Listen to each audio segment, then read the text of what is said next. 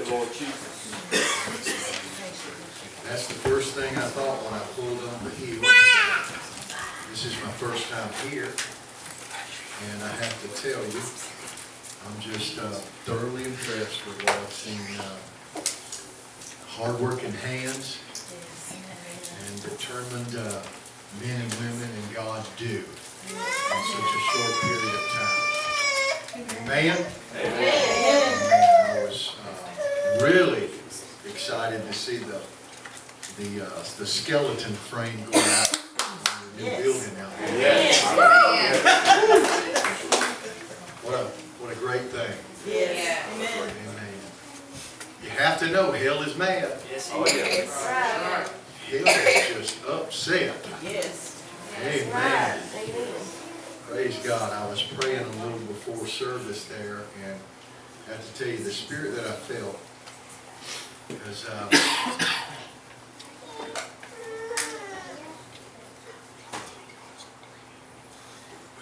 you know, we have a need. We just want God to bring out the biggest angels He has. Bring them on, God. We've got some big stuff going on here. We need to bring me your top warriors. Bring me Michael. We need Michael. His troop. And I just felt the Holy Ghost say, my blessings have prevailed. Amen. It's my blessings that have prevailed. Because, you know, if there is, and I guess there probably is, because God has an order. So, whoever the lowest ranking angel in heaven is, he can still handle our greatest situations. And whatever way God chooses to do the great work that He's doing here, the enemy's not going to be able to stop it. And I just felt like God said, you know what? I'm just sending my blessings, and they're not going to be able to stop them. It's just going to run over them. It's just going to keep mowing them over. Just look for the blessings, because I'm going to send my blessings, and they're not going to be able to stop it. Thank you. Yes. What a great thing. Can we give the Lord a hand praise?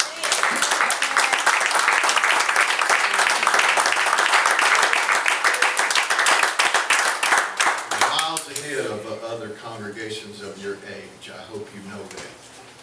Isn't God wonderful? Yes, yes. And I'm so happy to see my friend. One of my dearest friends in the ministry in the whole world, Brother James Bice, and has already been said, Brother Bice and Brother Bice and all the Bice. You can't be very smart if you want to talk bad about the Bices. And I truly admire this good man and all of his family and all of his friendship and goodness to me and helping me go all over the place, just doing things for the kingdom. And I think we'll make a pretty good team. Amen. I think we'll make a pretty good team. And appreciate Sister Hannah. She makes us look good on paper. You know what you can do for us. She makes us look good on paper. We're thankful for that. Amen. Thankful to have my #1 armor bearer with me tonight, Brother Robert. I'm telling you, if I got Brother Robert praying for me, I can fight anything. That's right. I appreciate him and Amy and Mackenzie more than they know. And I thank you for having me to come here tonight. I'm honored. And it's good to see all of you and good to be here with you. I love coming and helping. And I pray that that's what I am tonight. When I started this thing like 37 years ago, when I preached my first sermon, I wanted to preach. I wanted to preach. And then I decided I wanted to teach. And now I want to minister. And that's all I try to do. Anywhere I go is just try to minister. So if that's all right with you, I don't know what you expected, but that's why I come to minister tonight. Amen. And I'm honored to be with you good folks. And Ignite, I think that's what I see in there, Ignite. So we're going to ignite something. Yes. Amen.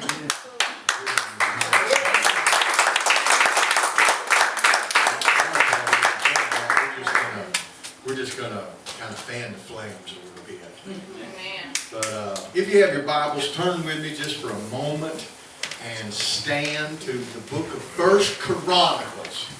Now listen, I know I'm going to Chronicles, so don't unplug me just because I'm going to the book of Chronicles. I'm only going to name about 30 names. Okay? I'm not really going to do that. But don't unplug me just because I'm going to the book of Chronicles. But I am so humbled and honored to be here with you. Thank you for having me. And I apologize if my wife is not here tonight. She's been ministering to someone that's in need and helping them. And so that's where she's at tonight. But thank you so much for having me here. First Chronicles chapter number 27. Verse number 28. First Chronicles 27 and 28. I hope y'all are praying about district conference next week. Yes. We actually started a fast today, and there will be non-stop fasting between now and all the way through next Saturday from Faith Tabernacle. There won't be a minute that somebody won't be fasting for the will of the Lord at district conference next week. And that's what we want, is the will of God. Amen. First Chronicles chapter 27 and verse number 28. And over the olive trees and the sycamore trees that were in the low plains was Balhanan the Gederite. And over the cellars of oil was Joash. Everybody say amen. Amen. The title of my subject tonight, the title of my message is In the Cellar. We got anybody in the cellar tonight? In the cellar. So I'm gonna minister to you tonight for a little while. I hope I can be fast. I don't do many things fast anymore. And it's all right, Brother Robert says amen. I don't do many things fast anymore. Amen. Unless my wife is with me and I have to move at a faster pace. Anyway, put your Bibles down and ask the Lord to speak to you. If you'll ask the Lord to speak to you, then I know He's got a word for you tonight. Heavenly Father, we're so thankful. We're so humble that we are here and that you are working with us, that you have touched us, that you are using us, that your hand is upon us. Father, I give you honor and praise tonight for the great work that you have purposed to do here on this spot of ground, in this place, in this community. And I'm asking for your word to go forth with the power and the authority that you sent it. I'm asking that your word be done in us and that you give us the strength that we need, Lord, as we continue marching forward. And everybody say in Jesus' name. In Jesus' name. And you can be seated. And I just want to say this just before I get started. Forgive my rambling, but I wanted to tell you. And I know you were at men's conference. And I don't know if you remember my friends that were from Florida. But the older gentleman that has a very special place in my life, retired law enforcement. I don't know if y'all remember me introducing him. His daughter lives right here, very, very close. Did he talk to you about that? You got to get her. It's all in the hand of God. It's all in the hand of God. I don't know if she's been yet, but she's going to come. Yes, it's going to work out. It's going to work out. Amen. God's got a plan. Everybody say amen. Amen. The first time we see Joash, he is hidden in obscurity.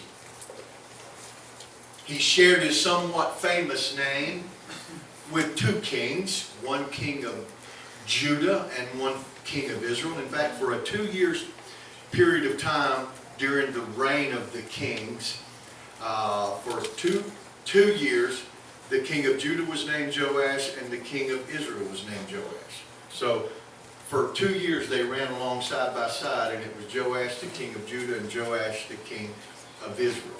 But that's not the Joash we're talking about. There was another Joash who was the brother of a king, a somewhat famous king by the name of Ahab. But that's not the Joash we're talking about. And then you have the father of Gideon. His name was Joash. That's not the Joash we're talking about. So if you look this Joash up, doesn't tell you who his father was, his brother, his mother. All it says about him is one line, less than a sentence, that says one of King David's officers. That's all it says. One of King David's officers. So he's one of the many faces in the crowd. You know what I'm talking about? He's just one of the faces in the crowd. And the only description previous to this time that we have of Joash is found in the book of 1 Samuel, chapter number 22. And I'll read that for you. And I don't know if they may put them up here. I don't know. Hey, there's my name. It's spelled right, too. A lot of people mess up on my first name. And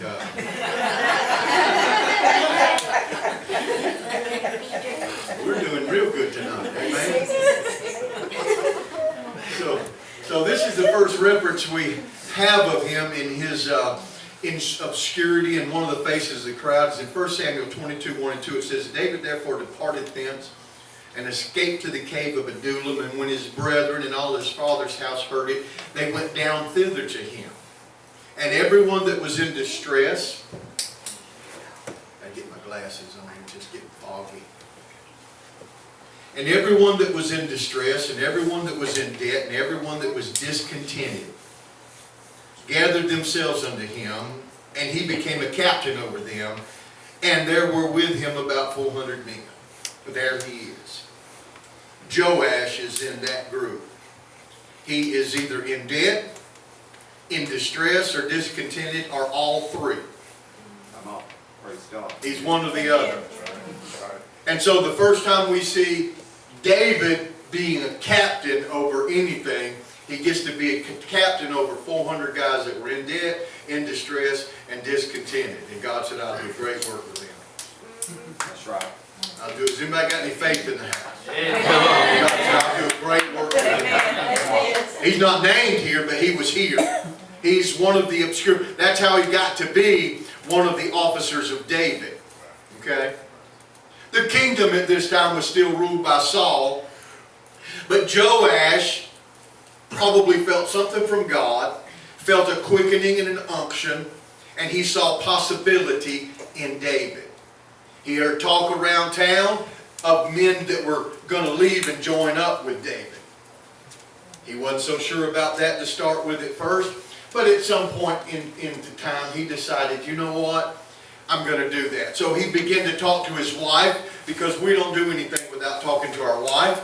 Come on. If you're smart, I want you to know, I'm ministering right here, okay? And all the women said amen. So he began to talk to his wife about this, and together they decided to cast in their lot with David. After all, things seem to be going downhill with Saul and the reign of Saul, so they cast in their lot, excuse me, with David.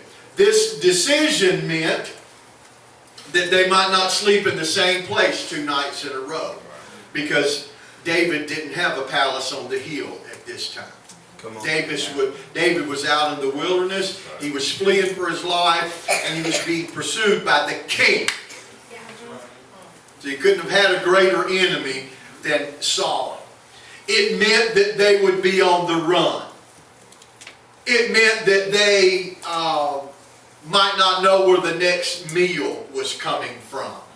It meant that they could not afford luxury. It meant that his wife was going to have to give up her soft bed back home, and they may be sleeping on the ground under the trees in a cave.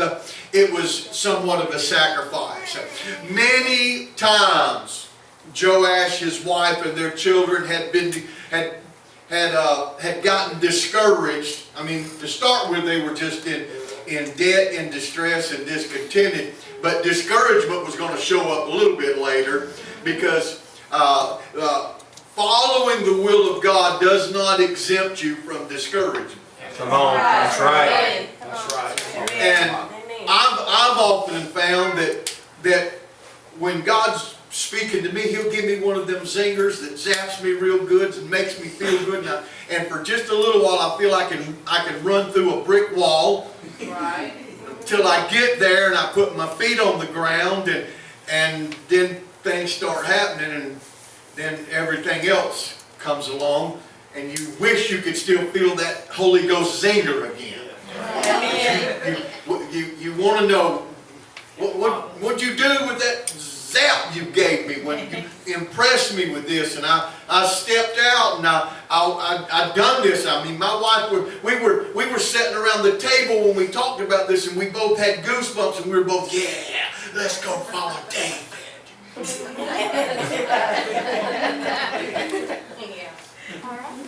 Oftentimes at night, David would gather the group together around the fire. He would comfort them with appreciation for stepping out and for believing in him. And he would remind them, God sent Samuel to anoint me. He sent Samuel to anoint me to be king. And I know it doesn't look good right now. And I don't know what the plan and the purpose and the time frame of God is.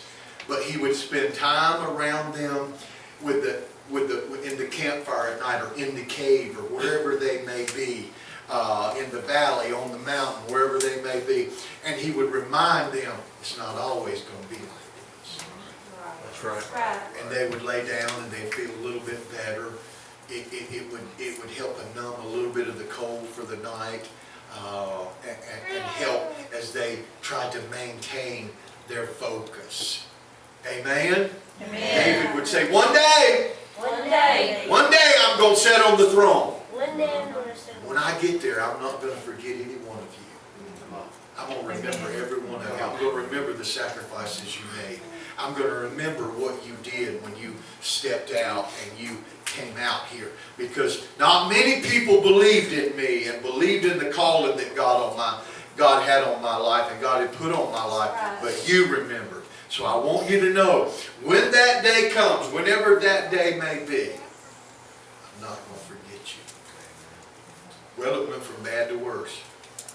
Because David got to the point where he began to doubt. And he forgot the feel of the oil that poured over his head the day Samuel anointed him. He forgot the smell of that oil. For a long time it stuck with him, and then it began to fade because he couldn't feel that anymore. And he said, I'll one day die by the hand of Saul. In spite of what the prophet had told him, he said, one day I'm going to die by the hand of Saul. And he flew into the land of the Philistines, the land of the people that he killed their hero. He killed their number one fighter. He killed their number one warrior. He went to the people that were his arch enemy. And they, of course, gave him Ziklag, and you know the story. One day they returned home, and it couldn't be any worse than this, because now the wife that Joash had convinced to come out there was gone, and the children that they brought with them, and who knows, because no one really knows the time frame that they were in the wilderness, but they could have had children born in the wilderness. We don't know.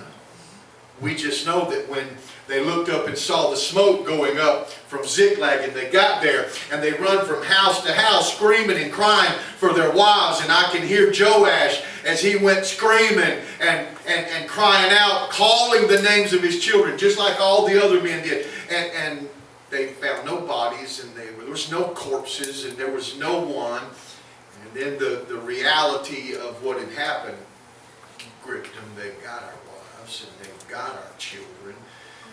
And then the Bible says that they wept until there were no more tears. I don't know if you've ever cried that long, but it says they wept until there were no more tears. And then they said, we ought to just stone David. That's a good idea.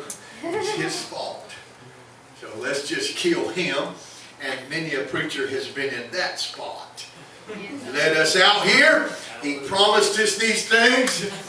And It hadn't worked out like we thought. We've lost our wives, we've lost our children, and so let's just kill him. Well, you know the story. You know they didn't do that because David once again prevailed, and off they went to get their children. They traveled all night long. Finally, they found an Egyptian slave that was sick, and he told them where they needed to go, and they took him with them, and then they found them, and they recovered, and it was a great thing. It was a great thing. Yes, it was. And little did they know that on that day, they were only 3 days from David taking the throne. Their darkest day was 3 days away from him being anointed again and sitting on the throne. Just 3 days. They wanted to kill him, and they were 3 days away. They wanted to give up, and they were 3 days away.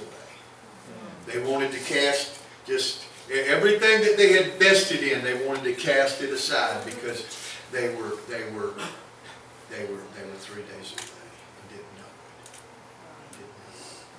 But now it seemed like as David has been anointed, all their dreams are going to come true. David gave them back their lands because Saul took their lands when they left. David restored them the lands, and that was good. But the word went forth, and they knew this, and the excitement of them was more than they could stand, because now that David had set up and he had done away with all of Saul's leaders, it was time for him to appoint his cabinet, and Joash just knew it was his turn. He just knew it was his turn. He left everything for David. He heard what David said when David said, when I do sit on the throne, I'm not going to forget you. I'm going to remember you. So Joash and his wife would sit around the table at night, and they would dream.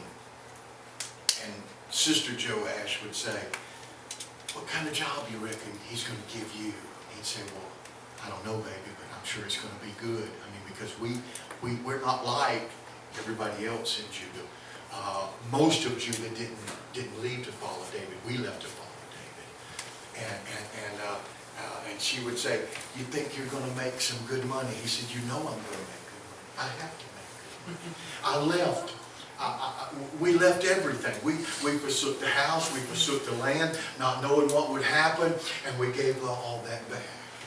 And she would say something like this. She would say, well, you think when you get your new appointment, we could build a new house? And he'd say, oh, yeah, baby. We're going to build a new house. We're going to build it big. You think it's going to be good enough that we can build room? All the kids will have a room, baby. They're going to all have a room, and I'll tell you what else.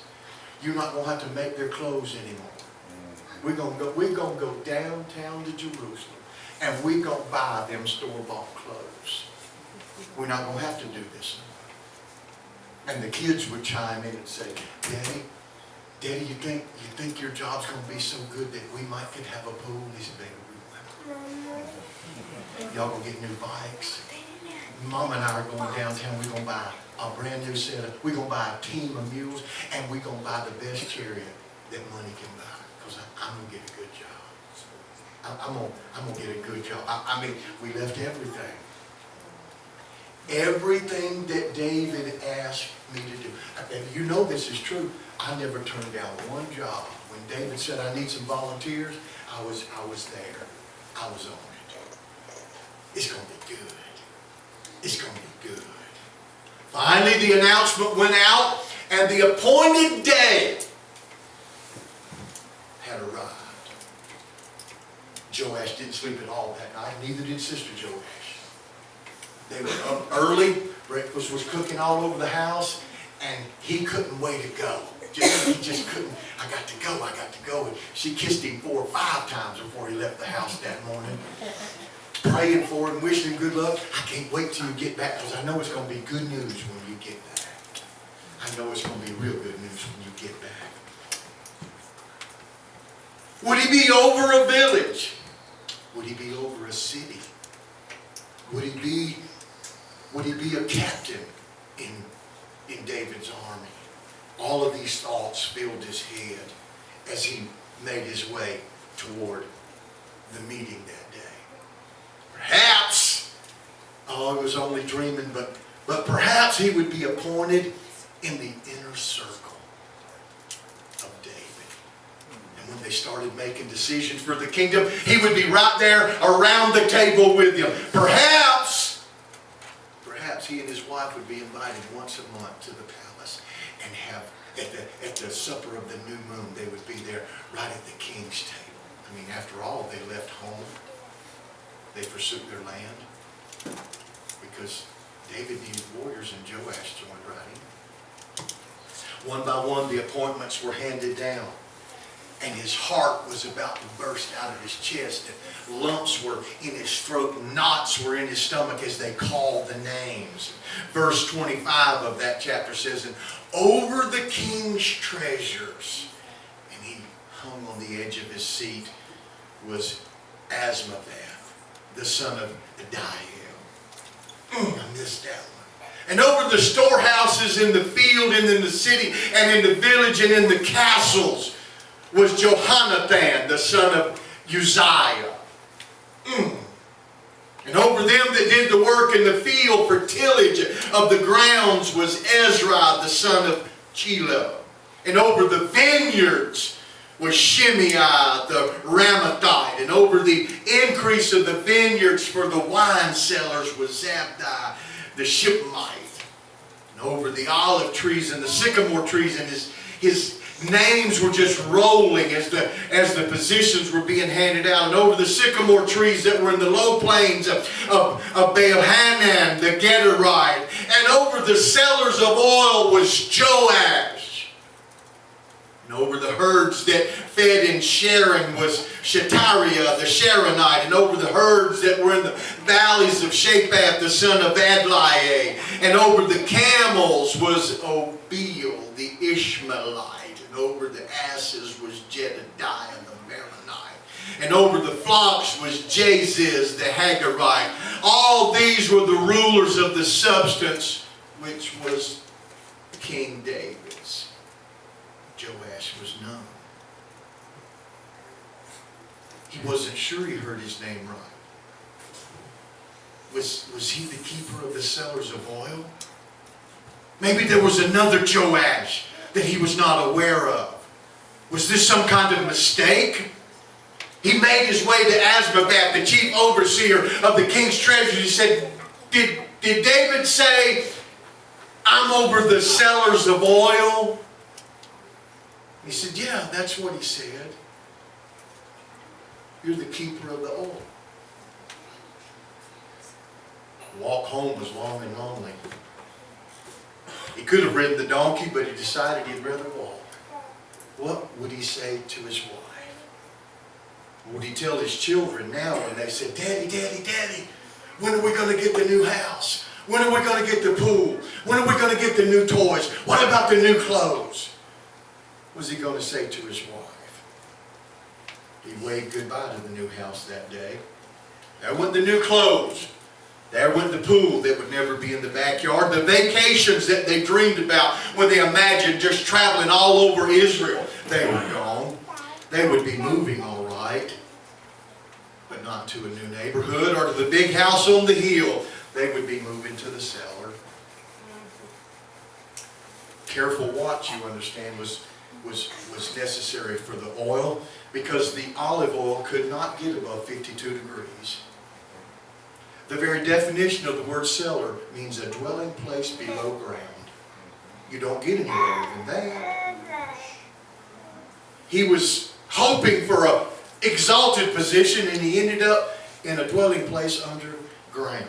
The kids would have a new school, all right, but it wouldn't be the private school they'd been talking about, because he was going to have this really big salary with this nice position, because now they would be living in the cellar. And obviously he was going to need all the kids to help in order to keep a watchful eye over the oil and to make sure that the quality of oil was precise. It couldn't go stagnant. It couldn't mold. It couldn't mildew. It couldn't get stale.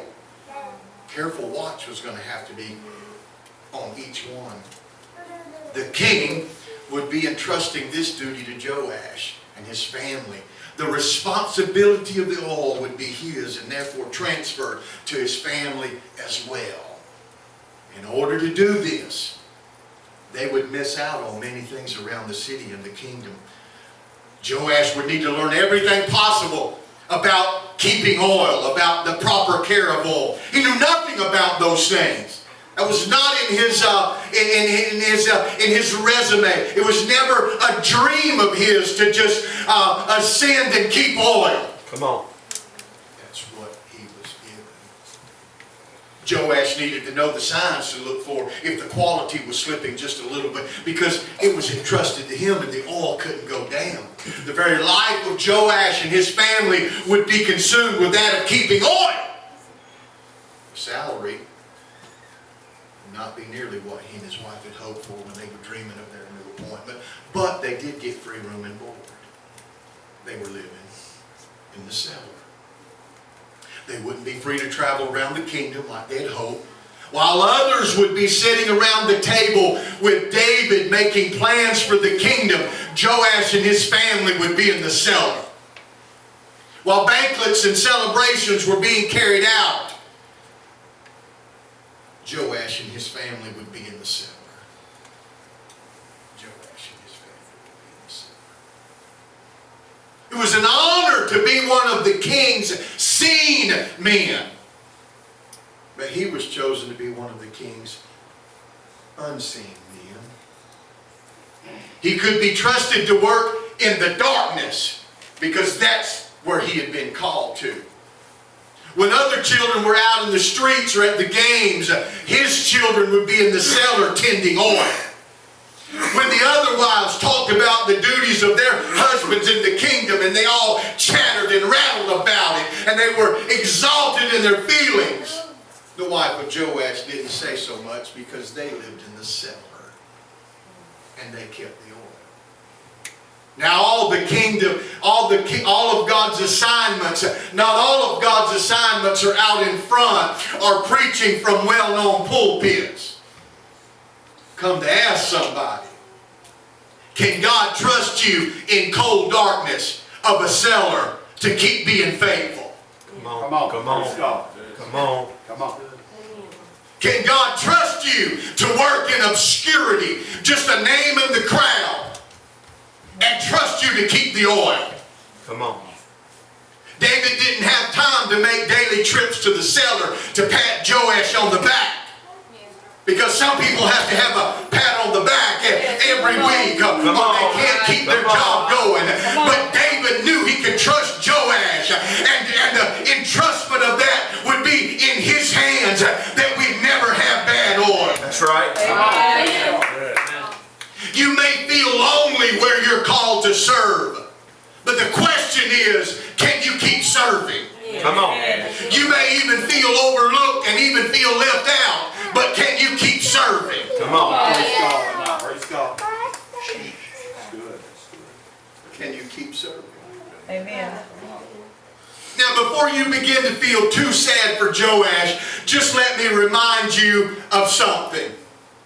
Before the priest felt the touch of the fresh anointing oil, Joash had already had his hands in that oil. Come on. Before another officer was sanctioned and anointed, Joash and his family had already handled the oil. Yes, he had. When the high priest would be making ready for the Day of Atonement, Joash and his children had already been in the oil. Come on. The oil that would be poured into the golden candlesticks that would give light in the holy place had already run through his fingers. Come on. He had already moved it under his nose to make sure it was just right. The finest of the oil that was to be used for that holy anointing oil would always be tested first by Joash. But it had to be somebody that can be trusted to serve in darkness. It had to be trusted to somebody that can serve in obscurity. It had to be somebody that was willing to go somewhere. Because not everybody gets called to Alexandria. Amen. Come on. Yeah. Come on. Amen. Amen. Amen.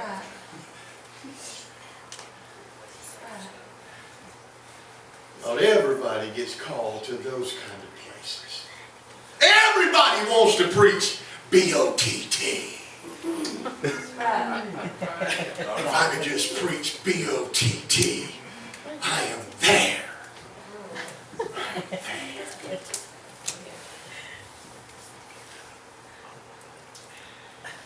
Not one apothecary would handle the oil unless Joash had said, that's good enough for the anointing oil.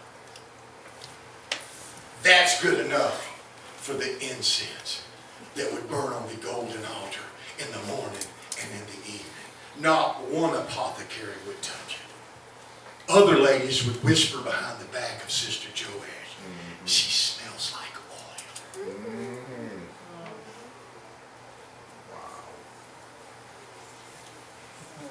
His children would often be made fun of because they always had a little oil in their hair.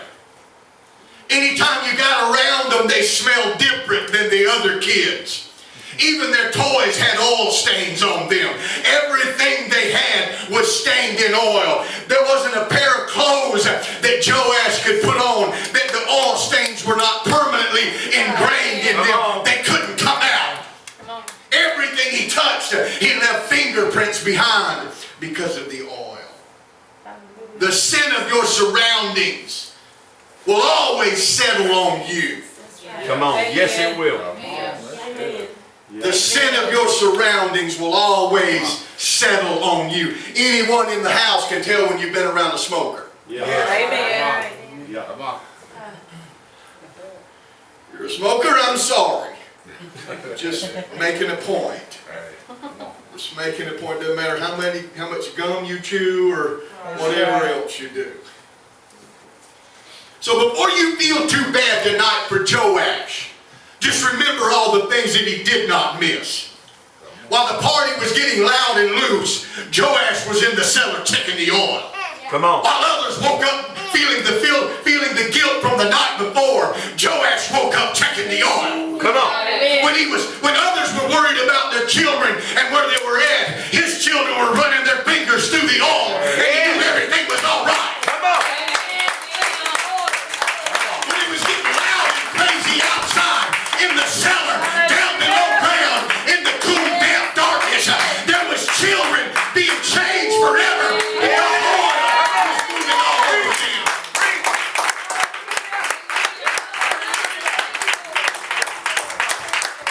The whispers of the people that said, I wish I knew what that anointing all smelled like, envied Joash because Joash didn't just know what it smelled like, he knew what it felt like. He knew what it was like to anoint himself. Sometimes you gotta anoint yourself because nobody's gonna come serve you in the darkness. But you gotta keep being faithful because there's a God in heaven.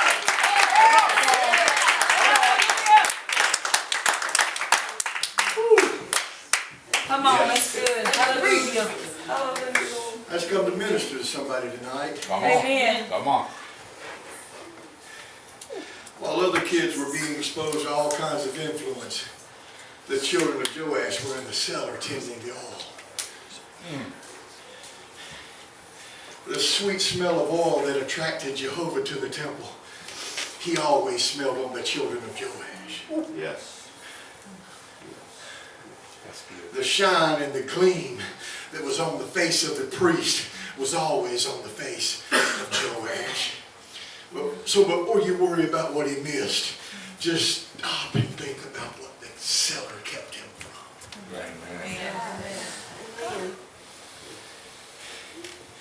I come to tell somebody tonight, you're right where you need to be. You're not missing out on anything. Come on. You're not missing out on anything. I'm not missing out on anything today. In fact, my children could not possibly be in a better place being raised where they're being raised if the world does call it the cellar. Come on. Come on. Come on. That's right. When God called me to Foley, nobody wanted to go to Foley. Foley was the cellar. It's the furthest church south in the state of Alabama. It's an apostolic UPC church. We're further south geographically than any other state, any other church in the state. We're in the Cellar. The reputation was bad. You don't want to go to Foley because them people fight. And they consume preachers.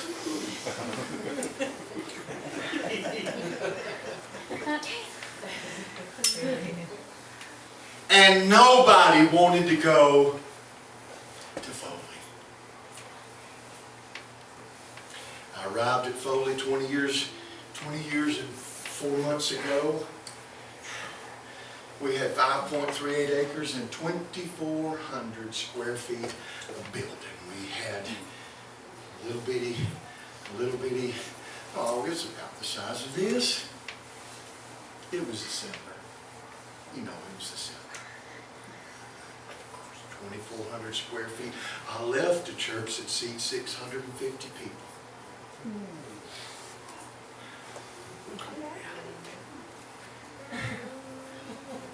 It was almost 100 feet to one side to the other side. I got to Foley and I didn't even need a PA. I don't know why we have one here.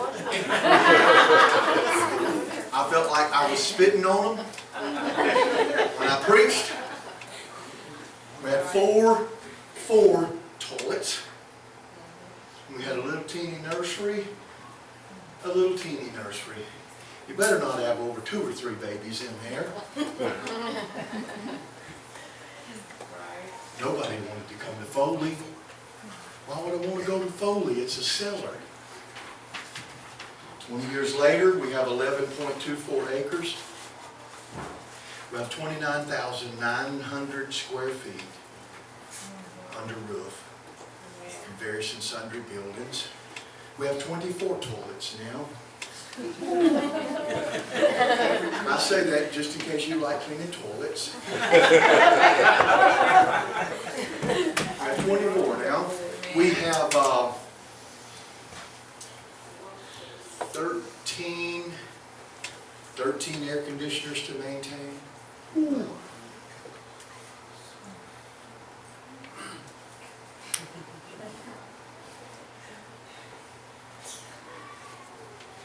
But it's not the cellar anymore. If you ask people, because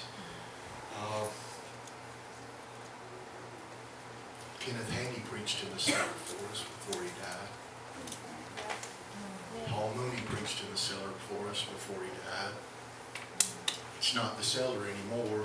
And in fact, if I fell over dead today and my son died in a car crash, they would line up to meet the board in hopes that they could try out in Foley. I'm not saying that in a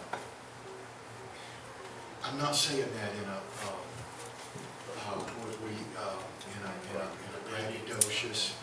I'm not saying that. Has it been easy? If it was okay to say him, I'd say him. No.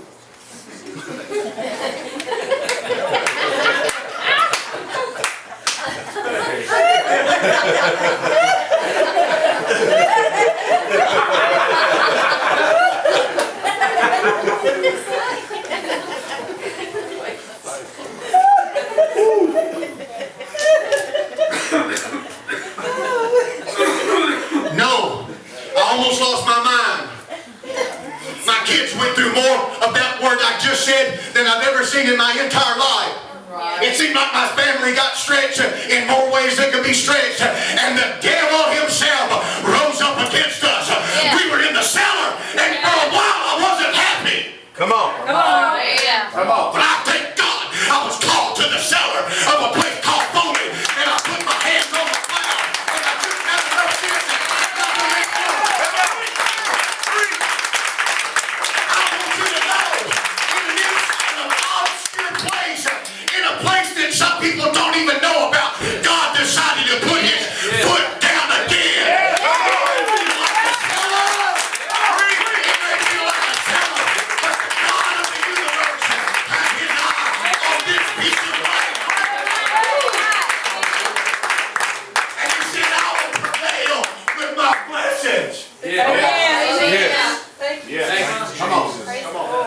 said, I will prevail with my blessings.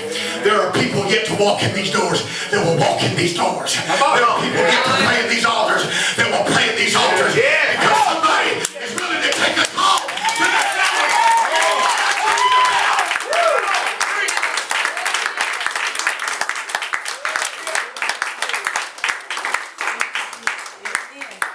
But if you think for 1 minute, when I wrote I have 10 things that I wrote on paper. Life goals. Later they come along and call it a bucket list. I had life goals before they called it a bucket list. I can promise you this, not one thing on that list said, go to Foley. Heck, if you'd asked me, I could have told you what it was. Foley? That don't even sound good. Where's that at?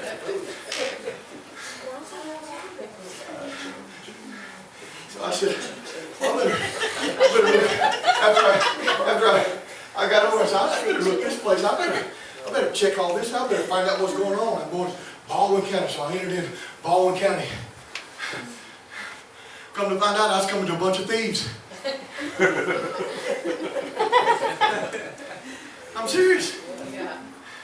The capital, the county seat of Baldwin County used to be Daphne. But the people in Bay Minette one night called a prank thing, and all the law enforcement officers went off to do something. The smart people in Bay Minette, they run in while all the police were gone and stole all the county records and took them to Bay Minette and said, county seat's in Bay Minette now. I said, thank God I'm going to Foley, there's a bunch of thieves. I feel even better now. God, thank you for calling me to Foley. Over 2 million people come to our city a year just to go through a mall. Oh, you know, they come to our city just to go through a stinking mall. I tell people wherever I go, they don't come to Foley to pray. They come to Foley to play. They come to Foley to check out. That's where some apostolic people come to dress like ordinary people. You figure that out a little bit. They don't come to Foley to pray, they come to play. They come to check out. They come to a place where they can just disconnect. And God, you don't want a church out back there. It doesn't matter what's happening. Plant your feet down there. Don't you run, don't you move, don't you turn around. God, I'll be in the cellar. Just stay there. I've got people in that city. Yeah, I've got lots of people in that city. It ain't always what you dream, thank God. Because God's plan's bigger than your plan, and God's plan's better than your plan. It's a good thing when He wrecks your plans. It's a good thing.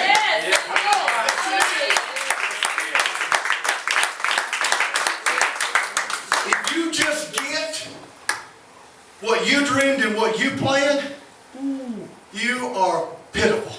Come on. Come on. Because you can't put it together. That's right. That's right.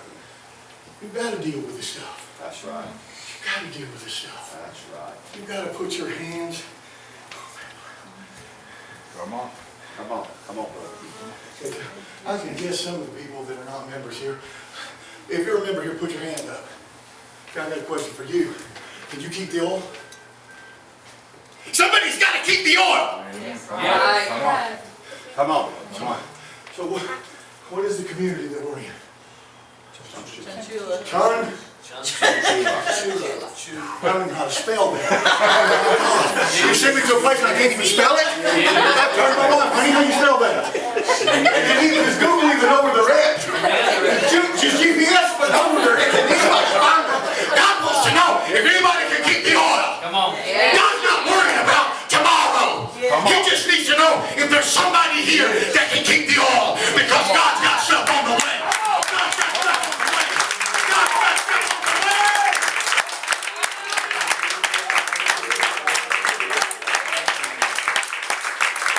Cast yourself aside here.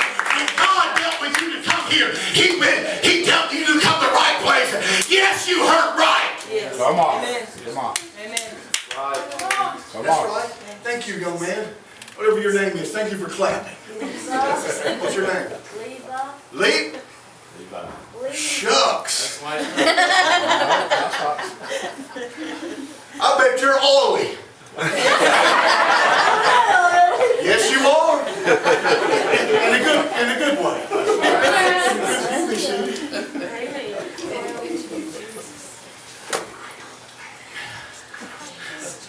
I'm happy to be working in the oil. Yes. Somebody better keep the oil. I said, somebody better keep the oil. Come on. Somebody better keep the oil. Is this fit for the king? Is this fit for the king? We're offering up some oil tonight. Is this fit for the king? Is this fit? There's people on the way. They're going to have to be anointed. There's sickness that's going to have to be. There's people. There's devils that's got to be cast out. Is the oil okay? Is anybody keeping the oil?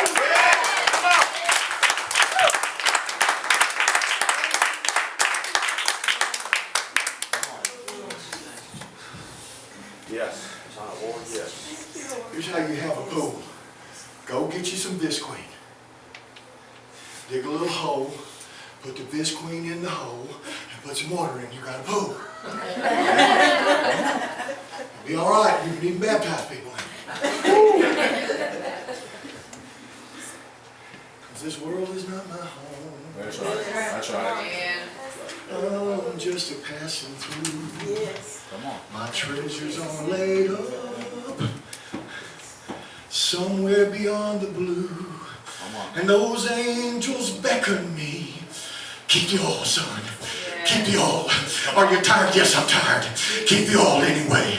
Have you got a little bit weary? Yes, I'm a little bit weary. Keep the oil anyway. Does it seem like you've lost some of your passion and some of your edge? I'll take a hand, but I'm still keeping the oil.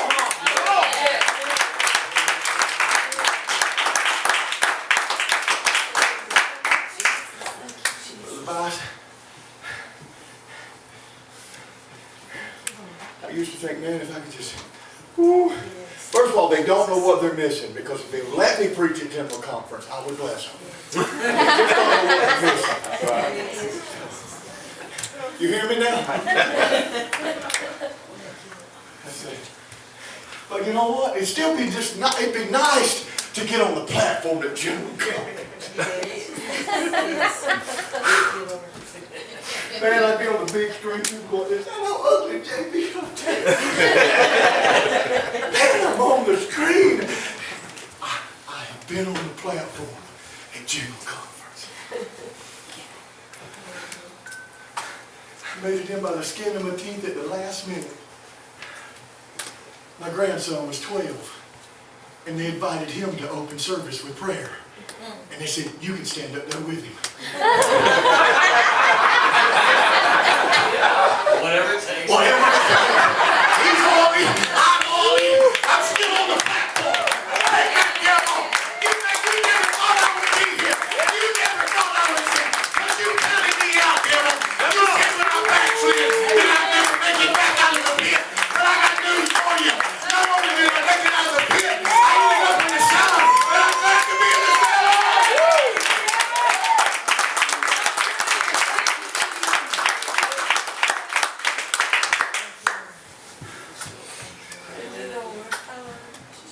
Somebody got to keep going. Whoa. Maybe we're probably going to have that house right now. You know what we may have to do? You know, you don't know this. Maybe you do, I don't know. First time we went to Bill, the man, you don't know how blessed you are.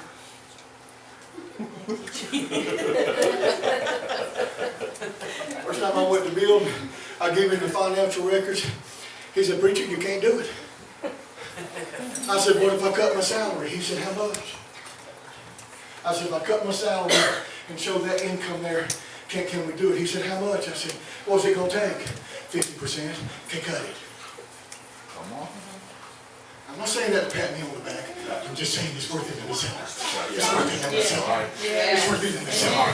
Because when the rest of them are running around doing all the, you don't worry about that. You just keep checking that all. It's all okay. When you walk in here the next time and you get up to that keyboard, you run your fingers across it. I need the oil. Is the oil okay? God, let the oil be all right in here tonight. Because we got oil to hand out.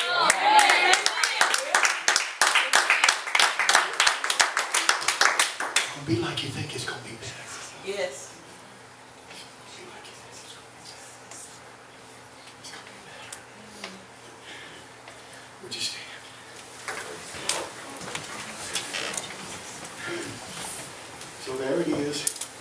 He wasn't a king. I'm sure there were times he said, do you know what the name Joash means? It means one who is defended by Jehovah. Just go ahead and mess with me. You think you got problems. You don't know problems unless you mess with me. I am defended by Jehovah. Come on. Amen. The first Joash to be king was only 8 years old. And his grandmother killed all of his brothers and sisters. Her name was Athaliah. And she slew all of them. But the one that Jehovah protected survived. That's good. That's good. Come on. Come on. Come on. Who are you that's supposed to be dead? Who are you that's supposed to be dead? And you're here. Yeah. Come on. Amen. You should have been dead. That's right. But Jehovah protected you. Yes, What's amen. that, Levi? Amen. You're a little oily.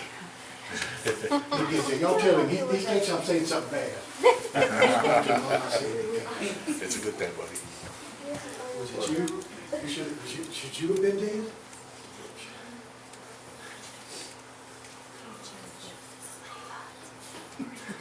There were times when you wondered if these hands would ever hold on to the pulpit. There were times when you wondered, I feel that in the Holy Ghost. Come on. Yeah. Is it you? Was you supposed to be dead? Was it you? Was it your baby? Was you supposed to be dead? I remember you, I just don't remember your name. I remember you. I remember you. I remember your name a little bit.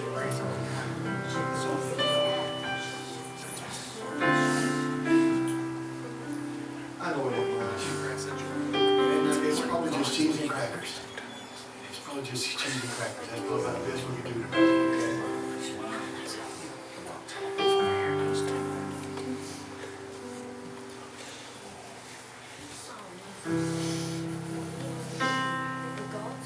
You know the man, I wish I had the records.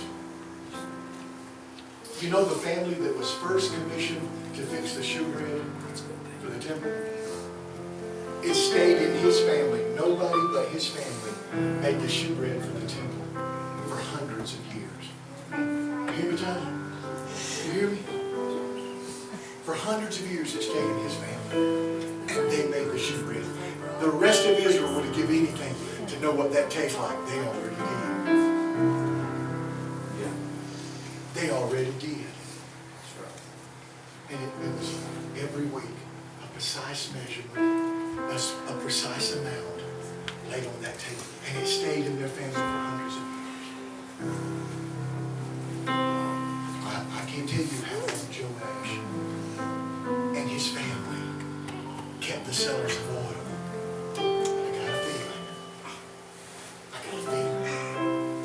It was his children that run their fingers through that oil and Solomon.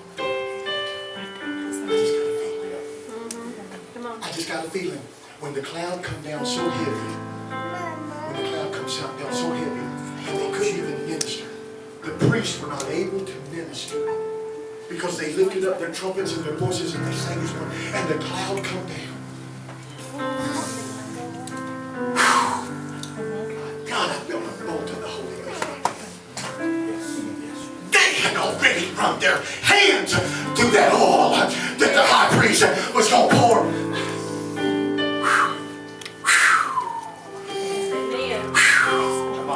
Not on one candlestick, because there was one candlestick in the tabernacle in the wilderness and in David's, but there was 10 candlesticks in Solomon's temple. There was 10. Come on. And they got to run their hands through the oil because the family of Joash, Lord, got to keep the oil. Come on. Amen.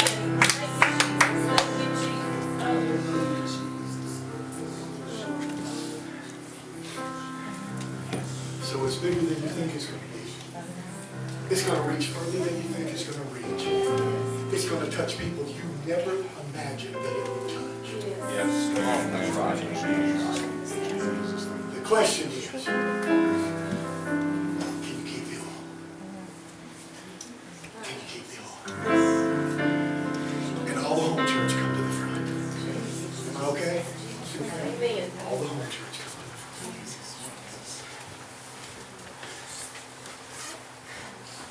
You come in here. You know, I preached a sermon one time. The title of my sermon was The Folks in the Balcony. We still don't have a balcony. What's your name, brother? Nathaniel? He said, my son here. You will be the victory.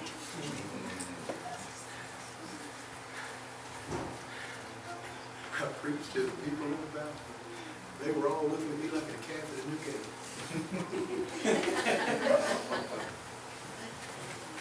They were probably thinking, what in God's name have we elected? Appreciate it. He's crazy as a who now? So did you hear me? It's bigger than you can see. It'll reach further than you can reach.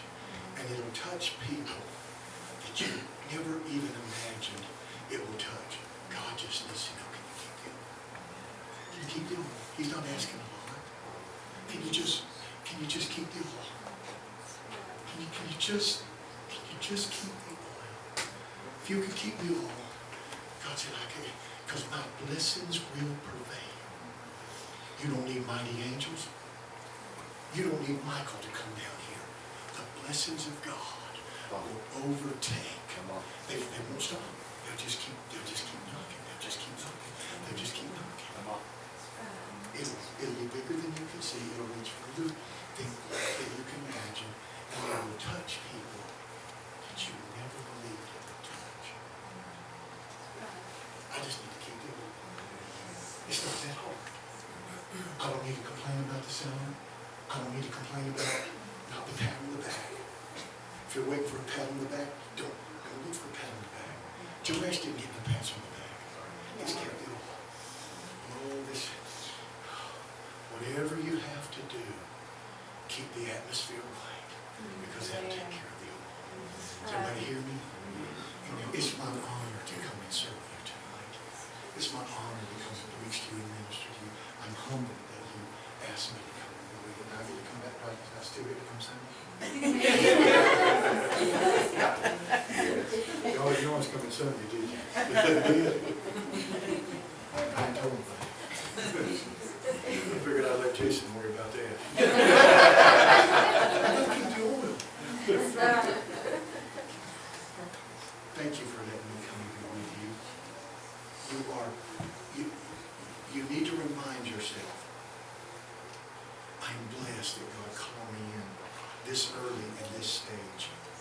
He saw me fit and able to do this. God strengthened my hands. Look at your hands. Let me tell you something. God said he would bless the work of your hands. The work of your hands. Those blessings is right there. I'm going to keep the oil. I'm going to keep the oil. Does everybody hear me? Father, I thank you. Will you pray with me? Will you thank God for letting me be here? Father, I thank you for these good people. I thank you for the magnificent work that you were doing in Lot Road. I thank you for the great men and women that you have called here. I thank you for the burdens that you have commissioned them with. I thank you for the plan and the purpose that you have. I thank you for pulling back some scales tonight and showing them some things that they've lost sight of. I thank you for that. I thank you for anointing that is on them. I thank you for the great work. I thank you for the great work. Yes, Lord. I thank you for the great work that you are doing in them, God. We are so humbled and we are so honored that you called us to be in your kingdom, God. Let your kingdom come here. Let your will be done here. And we ask it in Jesus' name. Yes, Lord. Yes. And everybody said amen. Amen. Amen. I know this is a little bit different, but this is what I have, and I brought that to you. Okay? In Jesus' name. In Jesus' name. Amen. Thank you, Jesus. Let's let the Lord clap our hands. Thank you.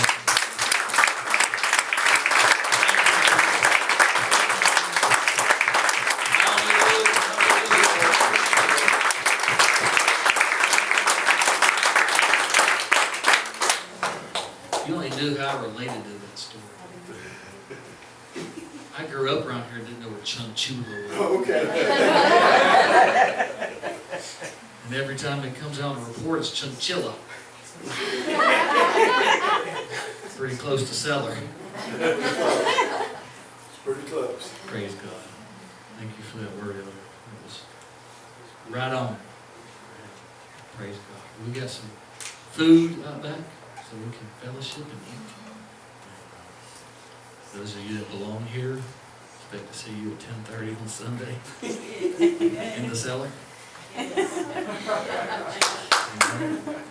I'll use that for a little while. Might wanna hold on to that tape and that word for a couple of years, because we're gonna learn that this was a pivotal point in what's happening. And what God's gonna do. Let's just love the Lord and thank Him, and let's pray and ask the Lord to bless the food. Lord Jesus, we thank you, Father.